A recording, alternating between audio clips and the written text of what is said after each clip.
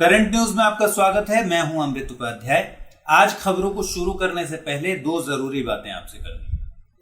पहली बात यह कि करंट न्यूज का जून से लेकर और अभी तक यानी अप्रैल तक, जून 2019 से लेकर और अप्रैल 2020 तक का एक कंपाइलेशन सब्जेक्ट वाइज हमने तैयार किया है और इसका पहला एपिसोड पिछले गुरुवार को 8 बजे आपके सामने था।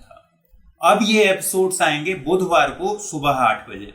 जैसे इस बार पॉलिटी का सेगमेंट आया था आपके सामने, अब पॉलिटी के पूरे सेगमेंट को पूरा करने के बाद हम जितने भी सेगमेंट्स हैं, साइंस टेक है, उसके अलावा एक विविध का सेगमेंट है, उसको कवर करेंगे। इस तरह के जो सेगमेंट्स हमने बनाए हैं उसको आप ठीक से तैयार कर लीजिए ताकि IAS 2020 के जो PT एग्जाम है उसको टारगेट हमने किया है और आपका पूरा रिवीजन इसमें हो जाएगा। पहली सूचना तो ये है कि बुधवार सुबह 8 बजे इसको देखना मत भूलिए। और दूसरी सूचना ये है कि आपके लिए बहुत जल्द एक खास कार्यक्रम हम लोग ले आने वाले हैं इसी हफ्ते में। वो कार्यक्रम है प्रीलिम्स प्रैक्टिस क्विज। इसमें UPSC और PCS परीक्षाओं में जो पिछले साल के क्वेश्चंस हैं, पूछे गए प्रीवियस ईयर क्वेश्चंस हैं, उनको हम शामिल करेंगे। रोज 5 सवाल आपके साथ डील करेंगे। ये 5 सवाल इसलिए क्योंकि इसमें ये बहुत लेंदी प्रोग्राम होगा। 5 सवाल में हल करने के तरीके क्या होने चाहिए, एलिमिनेशन का मेथड क्या होना चाहिए, उसमें उसके पीछे की साइकोलॉजी, क्वेश्चन बनाने के पीछे के मनोविज्ञान को भी समझने की कोशिश करेंगे और किस तरह से ऐसे सवालों को डील करें, इसकी पूरी रणनीति आपसे डिस्कस करेंगे, उसे सॉल्व करेंगे विथ एक्सप्लेनेशन। ये बहुत जल्द इस कार्यक्रम की शुरुआत होगी। तो ये 2 महत्वपूर्ण सूचनाएं हैं, इन्हें ध्यान पे रखिएगा। इन कार्यक्रमों को जरूर देखिएगा और अपने फीडबैक्स भी दीजिएगा। अब शुरू करते हैं आज के बुलेटिन में। हेडलाइंस पर सबसे पहले नजर डालते हैं। विशाखापत्तनम के LG पॉलीमर्स प्लांट से लीक हुआ जहरीला रसायन स्टाइरिन नामक न्यूरोटॉक्सिक केमिकल का रिसाव बना हादसे का कारण। मानवाधिकार आयोग ने लिया स्वतः संज्ञान। इजराइल ने किया कोविड-19 के इलाज के लिए एंटीबॉडी के विकास का दावा। शरीर में ही वायरस को मारने में सक्षम है यह एंटीबॉडी। वैक्सीन बनाने की तैयारी में है Israel. Global energy review 2020 report हुई जारी। लॉकडाउन लंबा चलने पर घटेगी ऊर्जा की मांग। पिछले 70 सालों में होगी सबसे बड़ी गिरावट। देश भर में घोषित हुआ लॉकडाउन 3। रेड, ग्रीन और ऑरेंज जोन्स में बटा भारत। सभी जोन्स में खुलेंगी शराब की दुकानें। और अनुच्छेद 30 से संबंधित याचिका पर सुप्रीम कोर्ट का बड़ा फैसला। कानून और अन्य संवैधानिक प्रावधानों से ऊपर नहीं है धार्मिक या भाषाई अल्पसंख्यकों को दिए गए अधिकार। क्रिश्चियन मेडिकल कॉलेज वेल्लोर ने NEET को लेकर दायर की थी याचिका।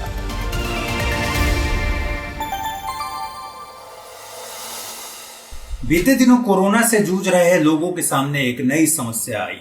आंध्र प्रदेश के बंदरगाह शहर विशाखापत्तनम स्थित LG पॉलीमर्स प्लांट से जहरीले रसायन के लीक होने की दुर्घटना हो गई। स्टाइरिन नामक इस न्यूरोटॉक्सिक केमिकल के लीकेज से बहुत सारे लोग बीमार हो गए और कई लोगों की मौत हो गई। इस हादसे के मद्देनजर राष्ट्रीय आपदा प्रबंधन प्राधिकरण स्थिति की मॉनिटरिंग कर रहा है। वहीं राष्ट्रीय मानवाधिकार आयोग ने मामले पर स्वतः संज्ञान लिया है। आपको बता दें कि स्टाइरिन एक कलरलेस यानी रंगहीन और ज्वलनशील लिक्विड है जो आसानी से वेपराइज यानी वाष्पीकृत हो जाता है। यह पॉलीमर्स और प्लास्टिक के निर्माण में महत्वपूर्ण भूमिका निभाता है। प्लास्टिक और रबर के निर्माण में इसका प्रयोग बहुतायत में किया जाता है। साथ ही पैकेजिंग मटेरियल, वायर्स के इंसुलेशन, फाइबर ग्लास और प्लास्टिक पाइप्स आदि में भी स्टाइरिन पाया जाता है। United states environmental protection agency के मुताबिक स्टाइरिन के कम लेवल के एक्सपोजर से आंखों और गले में इरिटेशन, जबकि हाई लेवल एक्सपोजर से केंद्रीय तंत्रिका तंत्र के प्रभावित होने के साथ और बीमारियां भी हो सकती हैं। साथ ही यह एजेंसी ल्यूकीमिया के बढ़ते मामलों के लिए स्टाइरिन के ज्यादा एक्सपोजर को भी कारण मानती है।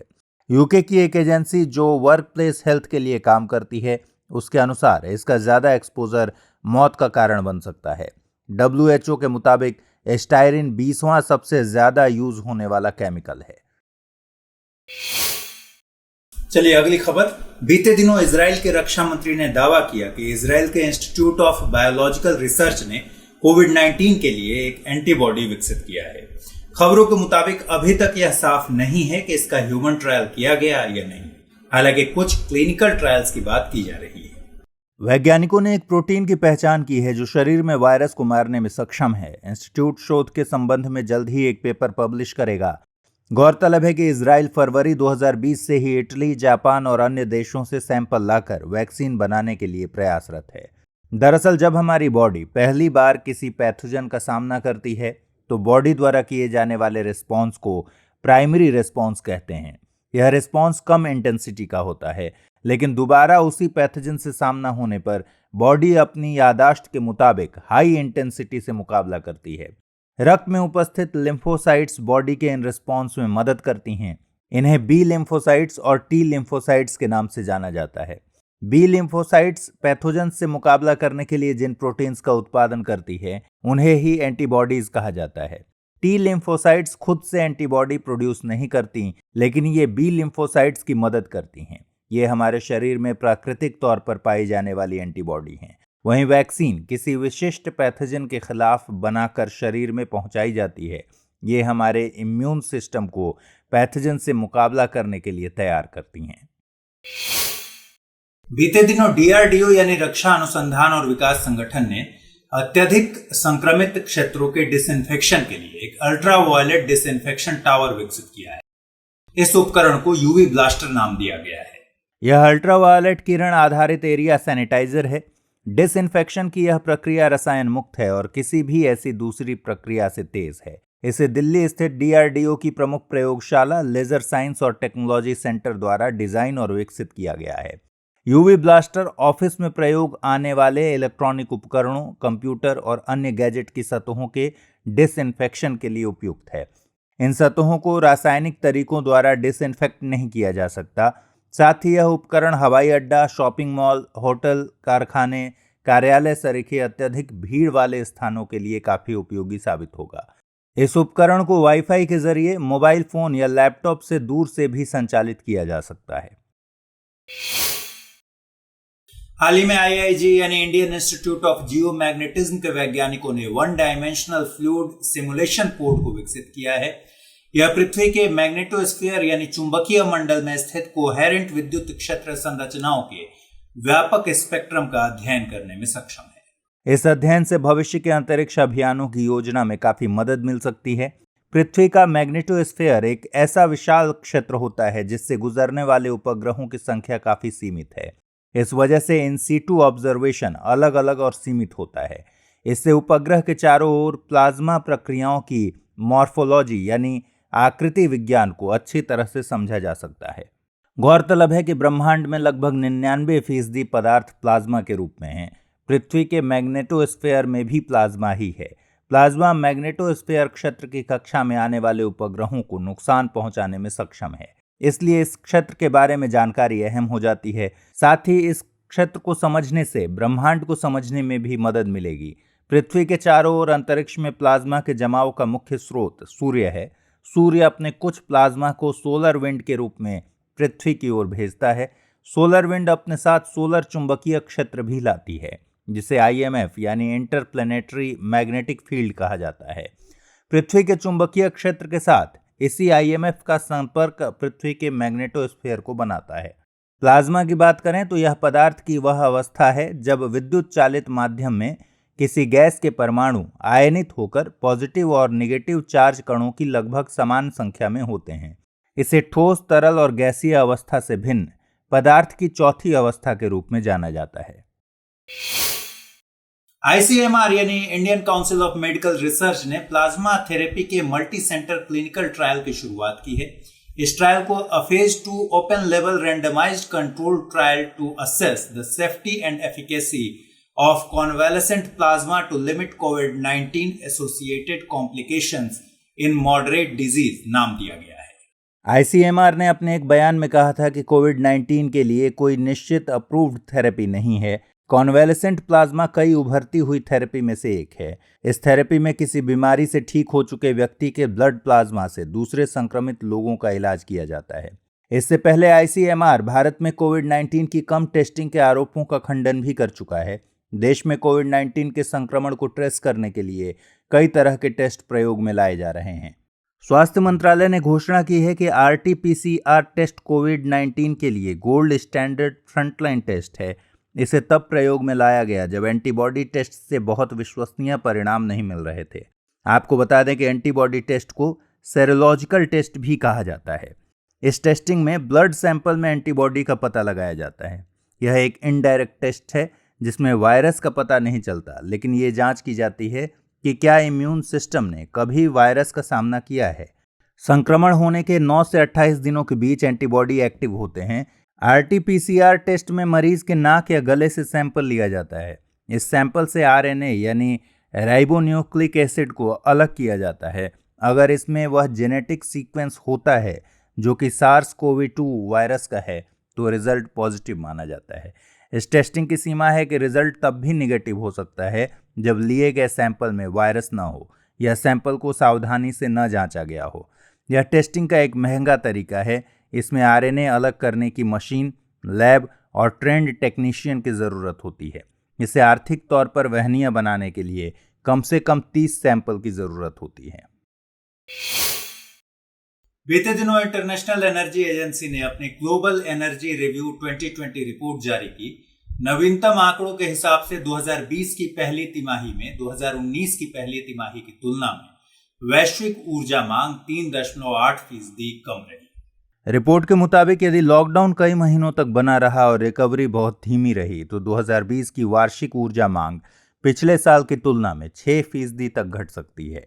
इसे प्रतिशत के हिसाब से देखें तो यह पिछले 70 वर्षों में सबसे बड़ी गिरावट होगी। पहली तिमाही में रिन्यूएबल एनर्जी के क्षेत्र को छोड़कर अन्य सभी ऊर्जा के क्षेत्रों में मांग में गिरावट देखी गई। वैसे ऊर्जा के क्षेत्र में मांग में आई इस कमी की वजह से वैश्विक कार्बन डाइऑक्साइड उत्सर्जन में भी भारी गिरावट देखी गई है। हालांकि भारत में ऊर्जा मांग 2020 की पहली तिमाही में 2019 की तुलना में 0.3% ज़्यादा रही है, लेकिन पूरे वर्ष के लिए ऊर्जा की मांग में गिरावट देखी जाएगी। आपको बता दें कि 1973-74 के ऑयल क्राइसिस के दौरान आपूर्ति समस्या से निपटने के लिए IEA की स्थापना OECD फ्रेमवर्क के अंतर्गत 1974 में की गई थी।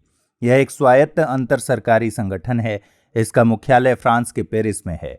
वर्तमान में इसके 30 सदस्य देश और भारत सहित 8 एसोसिएशन देश हैं। IEA का सदस्य देश बनने के लिए OECD यानी organisation for economic cooperation and development का सदस्य देश होना आवश्यक है, जबकि सभी OECD देश IEA के सदस्य हों ये जरूरी नहीं है। IEA global energy and CO2 status report और वर्ल्ड एनर्जी आउटलुक जैसी अन्य महत्वपूर्ण रिपोर्ट्स भी जारी करता है। बीते दिनों प्रधानमंत्री नरेंद्र मोदी ने नाम यानी गुटनिरपेक्ष आंदोलन की बैठक में पहली बार हिस्सा लिया। उन्होंने बैठक में आतंकवाद और फेक न्यूज के मुद्दे को उठाया और इन्हें विश्व के लिए घातक वायरस की संज्ञा दी। वीडियो कॉन्फ्रेंसिंग के तहत आयोजित इस बैठक के दौरान प्रधानमंत्री ने नाम देशों के समक्ष उनके अनुभव, बेस्ट प्रैक्टिसेस, आपदा प्रबंधन प्रोटोकॉल, अनुसंधान और संसाधनों से संबंधित ज्ञान को साझा करने के लिए एक प्लेटफॉर्म विकसित करने का विचार भी रखा। गौरतलब है कि नरेंद्र मोदी भारत के पहले ऐसे प्रधानमंत्री हैं जिन्होंने अब तक के अपने कार्यकाल में नाम शिखर सम्मेलन में हिस्सा नहीं लिया था। इस साल के सम्मेलन का आयोजन अजरबैजान के द्वारा किया गया। सम्मेलन में 30 राज्यों के प्रमुख शामिल रहे। इनके अलावा संयुक्त राष्ट्र महासभा के अध्यक्ष, संयुक्त राष्ट्र के महासचिव, अफ्रीकी संघ के अध्यक्ष, यूरोपीय संघ के उच्च प्रतिनिधि और WHO के प्रमुख भी आयोजन में शामिल थे। आपको बता दें कि गुटनिरपेक्ष आंदोलन का गठन शीत युद्ध के दौरान किया गया था। इसका लक्ष्य संयुक्त राज्य अमेरिका या सोवियत संघ दोनों में से किसी भी गुट में शामिल न होते हुए एक स्वतंत्र और तटस्थ देशों के गुट की भूमिका निभाना था। इसकी मूल अवधारणा 1955 में इंडोनेशिया में आयोजित एशिया अफ्रीका बांडुंग सम्मेलन के दौरान बनाई गई। इसके बाद पहला नाम शिखर सम्मेलन सितंबर 1961 में बेलग्रेड, यूगोस्लाविया में आयोजित किया गया। भारत नाम के संस्थापक देशों में से एक है। देश भर में लॉकडाउन 3 को लागू कर दिया गया है।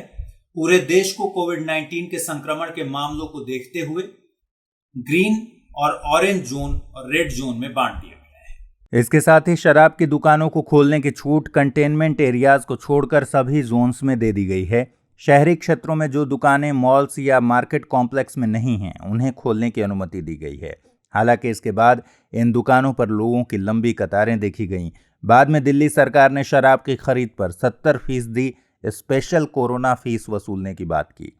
यह निर्णय राज्यों की अर्थव्यवस्था में शराब की भूमिका को दिखाता है। शराब की बिक्री और विनिर्माण राज्यों के राजस्व का मुख्य स्रोत है। आमतौर पर राज्य शराब के विनिर्माण और बिक्री पर एक्साइज ड्यूटी वसूलते हैं। गौरतलब है कि गुजरात और बिहार में इस पर पूरी तरह प्रतिबंध है। पिछले साल आरबीआई ने state finances a study of budgets of 2019-20 जारी की थी। इसके अनुसार अधिकांश राज्यों के कर राजस्व में अल्कोहल पर लगाई गई एक्साइज ड्यूटी की लगभग 10 से 15% तक भूमिका होती है। आपको बता दें कि राज्यों के राजस्व को 2 श्रेणियों में बांटा जा सकता है, कर राजस्व और गैर कर राजस्व। कर राजस्व को भी 2 श्रेणियों में बांटा जा सकता है, राज्य का कर राजस्व और केंद्रीय करों में राज्य का हिस्सा। राज्य के कर राजस्व के 3 प्रमुख वर्ग हैं: taxes on income, taxes on property and capital transaction, taxes on commodities and services. इन दिनों भारत सरकार थोक दवाओं के उत्पादन और निर्यात को बढ़ावा देने के लिए राजकोषीय प्रोत्साहन और पूंजीगत सब्सिडी देने की योजना बना रही है। यह निर्णय ऐसे समय में महत्वपूर्ण है जब चीन गुणवत्ता के साथ साथ विश्वास मुद्दों पर भी दुनिया भर में अपनी साख खो रहा है। सरकार पुराने एपीआई यानी एक्टिव फार्मास्यूटिकल इंग्रेडिएंट्स इकाइयों को फिर से शुरू करने पर भी विचार कर रही है। दरअसल चीन विश्व के एपीआई क्षेत्र का 55% नियंत्रित करता है। एपीआई दवा निर्माताओं के लिए एक प्रमुख कच्चा माल होता है। कैबिनेट ने पिछले महीने ही एपीआई के घरेलू निर्माण को बढ़ावा देने के लिए 10,000 करोड़ रुपए की प्रोत्साहन आधारित योजना को मंजूरी दी थी। इसके तहत बल्क ड्रग पार्क बनाया जाना है। हालांकि क्षेत्र के जानकारों की माने तो बल्क ड्रग पार्क लंबे समय के लिए तो आवश्यक है, लेकिन कम समय में उत्पादन बढ़ाने के लिए एपीआई की पुरानी इकाइयों को फिर से शुरू करना ज्यादा जरूरी है। एपीआई क्षेत्र के विकास से चीन पर निर्भरता कम होगी और थोक दवाओं के निर्माण में आत्मनिर्भरता मिलेगी। साथ ही अपने बाजार का विस्तार अन्य देशों में भी कर सकेंगे। भारत ने 58 एपीआई को बड़े पैमाने पर उत्पादन के लिए चुना है। गौरतलब है कि भारत इन्हीं 58 एपीआई के लिए चीन पर निर्भर रहा है। बीते दिनों विद्युत मंत्रालय ने वर्ष 2018-19 के लिए ऊर्जा दक्षता उपायों के प्रभाव पर एक रिपोर्ट जारी की। रिपोर्ट में बीईई द्वारा ऊर्जा दक्षता के लिए उठाए गए कदमों की सराहना की गई। रिपोर्ट के मुताबिक बीईई की कुछ अहम पहलों की वजह से वर्ष 2018-19 में 89,000 करोड़ रुपए से ज्यादा की बचत हुई है। रिपोर्ट में एक अहम बात यह भी है कि भारत अपनी ऊर्जा गहनता में 2005 के मुकाबले 20% तक की कमी करने में सफल रहा है। केंद्रीय विद्युत मंत्री ने वीडियो कॉन्फ्रेंस के दौरान 2015 के पेरिस समझौते में भारत द्वारा जाहिर की गई प्रतिबद्धता को भी दोहराया। भारत ने COP21 यानी पेरिस समझौते में 2030 तक 2005 के मुकाबले अपनी ऊर्जा गहनता में 33 से 35% तक की कमी करने की बात कही थी। रिपोर्ट के मुताबिक बीईई ने कुछ ऐसी योजनाएं लागू की हैं जिससे 2018-19 के दौरान 113.16 बिलियन यूनिट बिजली की बचत हुई है। यह बचत कुल बिजली खपत का 9.39% है। वहीं कुल ऊर्जा बचत की बात की जाए तो 2018-19 के दरमियान यह 16.54 million tons of oil equivalent रही, जो कुल ऊर्जा खपत का 2.84% है। लेकिन यह आंकड़ा केवल विद्युत और तापीय ऊर्जा के लिए है। आपको बता दें कि 2017-18 के बाद से बीईई यानी ब्यूरो ऑफ एनर्जी एफिशिएंसी हर साल किसी बाहरी एजेंसी से अध्ययन कराता है ताकि इस बात का पता चल सके कि विभिन्न ऊर्जा दक्षता योजनाओं के चलते ऊर्जा खपत में कितनी कमी आई है। इस साल के अध्ययन में perform, achieve and trade scheme, मानक और लेबलिंग कार्यक्रम, Ujala, municipal demand side management programme जैसे कुछ बड़े कार्यक्रमों की पहचान की गई है। बीईई विद्युत मंत्रालय के अंतर्गत एक सांविधिक निकाय है। ऊर्जा संरक्षण अधिनियम 2001 के तहत इस निकाय की स्थापना हुई थी।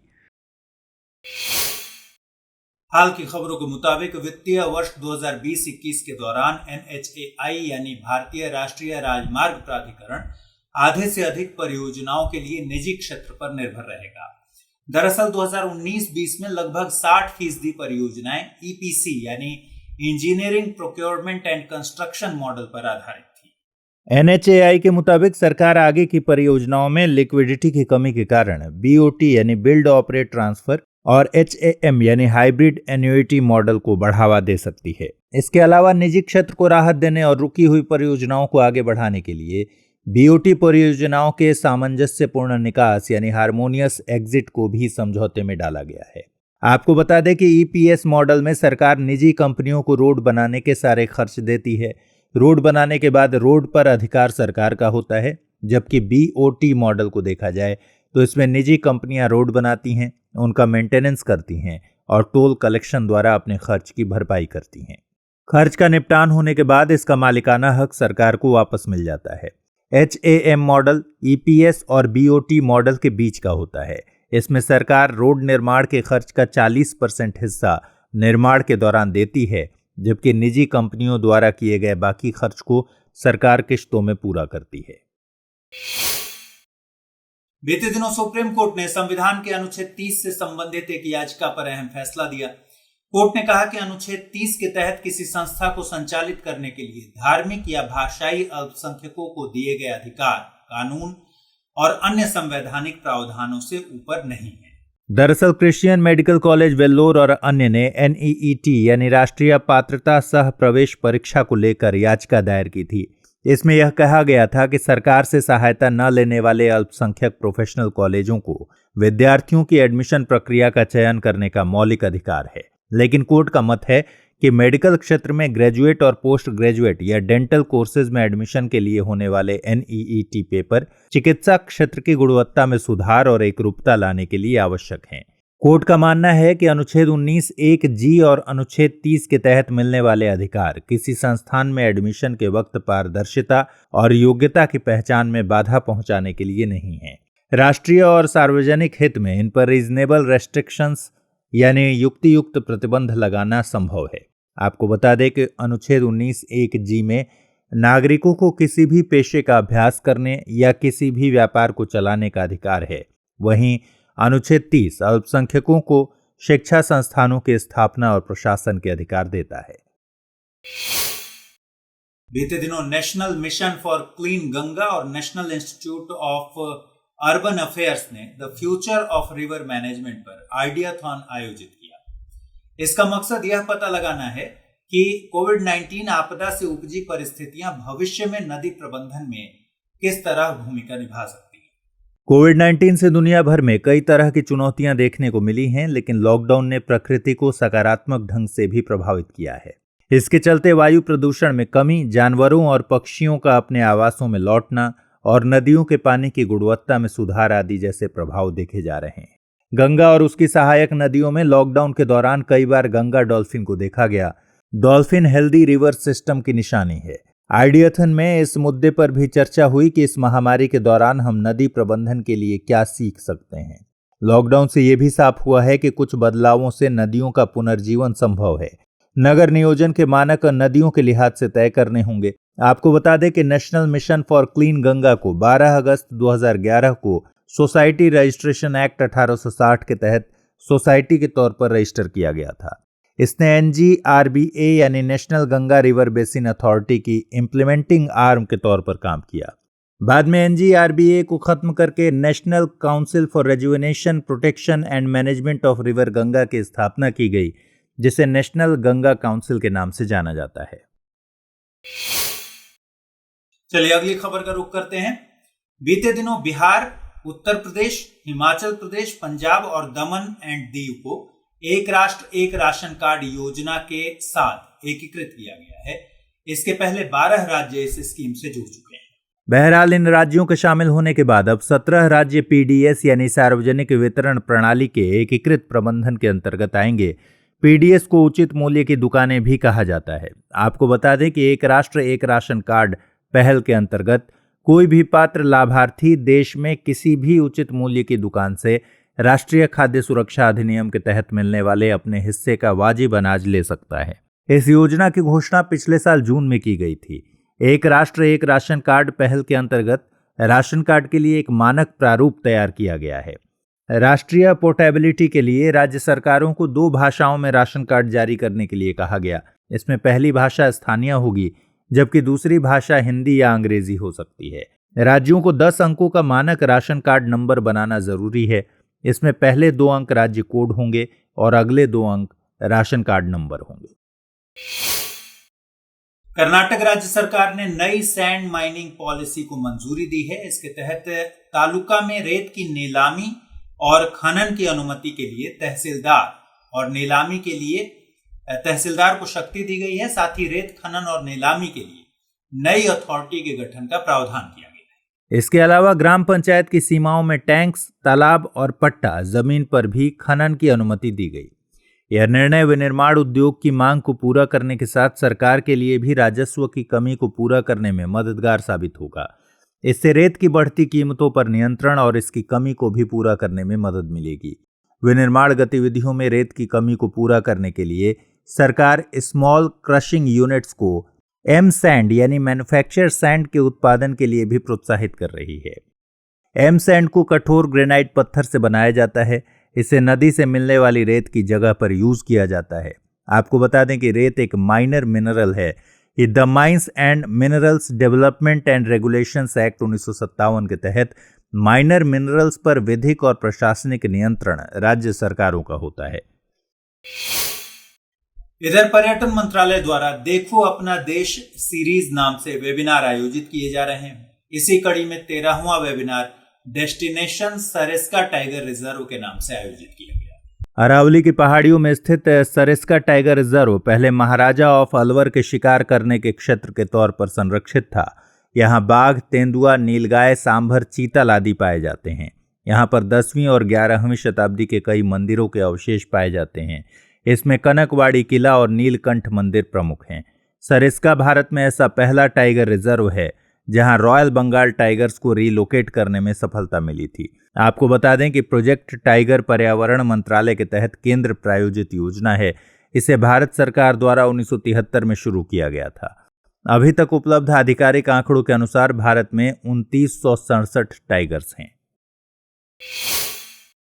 अगली खबर लेते हैं। बीते दिनों ऑक्सफोर्ड यूनिवर्सिटी ने एक अध्ययन किया था। इस अध्ययन को Oxford review of economic policy में पब्लिश किया जाना है। अध्ययन के मुताबिक कोविड-19 से उपजी चुनौतियों के लिए जो भी देश रिकवरी पैकेज ला रहे हैं उन्हें पैकेज में क्लाइमेट फ्रेंडली पॉलिसीज शामिल करनी चाहिए। इससे अर्थव्यवस्था को बूस्ट करने में मदद मिलेगी। शोध के अनुसार ग्रीन पॉलिसीज से निवेश पर अच्छा रिटर्न और जलवायु पर भी सकारात्मक प्रभाव देखने को मिलता है। नवीकरणीय ऊर्जा मसलन पवन और सौर ऊर्जा आदि में निवेश की बात की गई है। पहले हुए अध्ययनों के अनुसार स्वच्छ ऊर्जा अवसंरचना शॉर्ट टर्म में लेबर इंटेंसिव बताई गई थी। इस शोध में बताया गया है कि जीवाश्म ईंधन में निवेश करने पर रोजगार सृजन के मुकाबले इसमें दोगुने अवसर सृजित होते हैं। शोध में कुछ अन्य सुझावों का भी जिक्र किया गया है। मसलन कोविड-19 से उत्पन्न होने वाली बेरोजगारी से निपटने के लिए शिक्षा और प्रशिक्षण में निवेश की जरूरत है। साथ ही स्वच्छ तकनीक के लिए शोध में खर्च करने पर जोर दिया गया है। आपको बता दें कि ILO यानी इंटरनेशनल लेबर ऑर्गेनाइजेशन ने अपनी रिपोर्ट में कोविड-19 को द्वितीय विश्व युद्ध के बाद अभी तक की सबसे बड़ी वैश्विक आपदा के रूप में परिभाषित किया था। इसके अनुसार वैश्विक कार्यशील बल में से 81% लोग वर्कप्लेस के स्थायी या आंशिक रूप से बंद होने से प्रभावित हुए हैं। तो इस बुलेटिन में फिलहाल इतना ही। खबरों को विस्तार से पढ़ने के लिए विजिट कीजिए www.drishtiguys.com पर। साथ ही हमारे हिंदी और अंग्रेजी यूट्यूब चैनल को लाइक, शेयर और सब्सक्राइब करना मत भूलिए। लेकिन चलते चलते आपको छोड़ जाते हैं छोटी मगर जरूरी खबरों के साथ। पिछले सप्ताह के बुलेटिन में विज्ञान एवं प्रौद्योगिकी खंड की news unified geological map of the moon के अंत में टाइपिंग में गलती की वजह से नील आर्मस्ट्रॉन्ग द्वारा 29 जुलाई 1969 को चंद्रमा की सतह पर कदम रखने की बात कही गई थी। यहाँ 29 जुलाई 1969 के स्थान पर 20 जुलाई 1969 होगा। ईरान की संसद ने ईरानी मुद्रा रियाल से 4 जीरो हटाने की अनुमति सरकार को दे दी है। बिल के मुताबिक ईरान की राष्ट्रीय मुद्रा को रियाल से बदलकर अब तोमान किया जाएगा, जो कि 10,000 रियाल के बराबर होगा। दरअसल अमेरिकी प्रतिबंधों के बाद से ही रियाल की वैल्यू में बहुत तेजी से गिरावट आई है। बीते दिनों झारखंड सरकार ने राष्ट्रीय ग्रामीण रोजगार गारंटी अधिनियम के तहत 3 योजनाओं की शुरुआत की। इनमें ग्रामीण वृक्षारोपण के लिए बिरसा हरित ग्राम योजना, जल संरक्षण के लिए नीलांबर पीतांबर जल समृद्धि योजना और खेल का मैदान बनाने के लिए पोटो हो खेल विकास योजना शामिल हैं। इन योजनाओं का मकसद कोविड-19 महामारी की वजह से प्रभावित ग्रामीण अर्थव्यवस्था को पुनर्जीवित करना है। भारत ने पाकिस्तान के सर्वोच्च न्यायालय द्वारा गिलगित बाल्टिस्तान में आम चुनाव कराने की अनुमति देने वाले आदेश पर कड़ा विरोध जताया है। इस आदेश के द्वारा 2018 के government of Gilgit Baltistan order को संशोधित करके इस क्षेत्र में आम चुनाव कराने की अनुमति दी गई है। भारत के विदेश मंत्रालय का मानना है कि यह जानते हुए कि गिलगित और बाल्टिस्तान का क्षेत्र भारत का अभिन्न हिस्सा है, ऐसा निर्णय अवैध है। सरकार ने लॉकडाउन के कारण विदेशों में फंसे हजारों भारतीय नागरिकों को वापस लाने के लिए 7 से 13 मई तक 64 उड़ानों का संचालन शुरू किया है। इसे वंदे भारत मिशन नाम दिया गया है। 1990 के कुवैत एयरलिफ्ट के बाद यह भारत का सबसे बड़ा निकासी अभियान होगा। इसके अलावा भारतीय नौसेना ने भारतीय नागरिकों को विदेशों से वापस लाने के लिए ऑपरेशन समुद्र सेतु शुरू किया है। इसके तहत 8 मई से मालदीव की राजधानी माले के बंदरगाह पर लोगों को निकालने के लिए नौसेना के जहाज, जलश्व और मगर भेजे गए हैं। बीते दिनों चीन ने लॉन्ग मार्च 5B रॉकेट के जरिए प्रोटोटाइप अंतरिक्ष यान को सफलतापूर्वक स्पेस में लॉन्च किया। यह एक स्थायी अंतरिक्ष स्टेशन को संचालित करने और चंद्रमा पर अंतरिक्ष यात्रियों को भेजने की परियोजनाओं के मद्देनजर क्षमता विकास को देखने के लिए किया गया परीक्षण है। चीन 2022 तक खुद के स्पेस स्टेशन पर अंतरिक्ष यात्रियों को भेजने की योजना बना रहा है। हाल ही में DRDO समर्थित defence institute of advanced technology Pune ने अतुल्य नाम के माइक्रोवेव स्टेरलाइजर को विकसित किया है। यह कोविड-19 को डिसइंटीग्रेट करने में सक्षम है। यह उपकरण लागत प्रभावी और पोर्टेबल भी है। साथ ही यह मानव द्वारा उपयोग करने के लिए सुरक्षित भी है। अतुल्य वस्तुओं के आकार के आधार पर उन्हें स्टेरलाइज करने में 30 सेकंड से 1 मिनट तक का समय लेता है। इसका उपयोग गैर धात्विक वस्तु के लिए किया जा सकता है। बीते दिनों अमेरिकी खाद्य एवं औषधि नियामक संस्था FDA ने कोविड-19 रोगियों के इलाज के लिए रेमडेसिविर के प्रयोग को अनुमति दे दी है। रेमडेसिविर पर हुए काफी शोध के बाद यह अनुमान लगाया गया कि इसके सेवन से कोरोना वायरस से बीमार लोग जल्द ठीक हो पा रहे हैं। इसी को आधार बनाते हुए FDA ने ये अनुमति दी है। हाल ही में Manipuri black rice, Gorakhpur terracotta और कश्मीरी केसर को जियोग्राफिकल इंडिकेशन टैग दिया गया है। चक हाओ नाम से प्रसिद्ध मणिपुर के ब्लैक राइस का इस्तेमाल आमतौर पर सामुदायिक दावतों में होता है। इसका उपयोग पारंपरिक चिकित्सा में भी किया जाता है। वहीं गोरखपुर का टेराकोटा सदियों पुरानी पारंपरिक कला है, जिसमें विभिन्न जानवरों जैसे कि घोड़े, हाथी, ऊंट, बकरी आदि की आकृति बनाई जाती है। जबकि कश्मीरी केसर का उत्पादन जम्मू कश्मीर के हाईलैंड्स में होता है। इन हाईलैंड्स को करेवा भी कहते हैं। केसर का सबसे बड़ा उत्पादक ईरान है। कश्मीरी केसर एक मसाले के रूप में प्रसिद्ध है। बीते 3 मई को विश्व प्रेस स्वतंत्रता दिवस मनाया गया। इस साल की थीम जर्नलिज्म विदाउट फियर और फेवर थी। इस मौके पर यूनेस्को ने मीडिया और सोशल मीडिया चैनलों को बदलते परिदृश्य में फियर या फेवर के बिना पत्रकारिता पर ध्यान केंद्रित करने के लिए एक वैश्विक अभियान भी शुरू किया।